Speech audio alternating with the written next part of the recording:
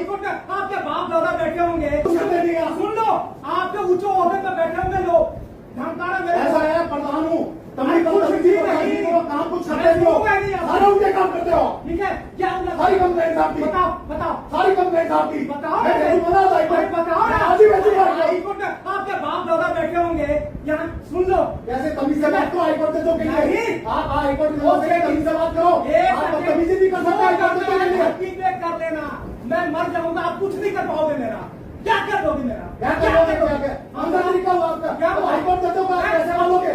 आपका है, आपका है, क्या है मेरा हाईकोर्ट जजों? धमकाओगे मेरे को? नहीं धमका नहीं रहा, आप धमका रहे हो, आप धमका रहे हो।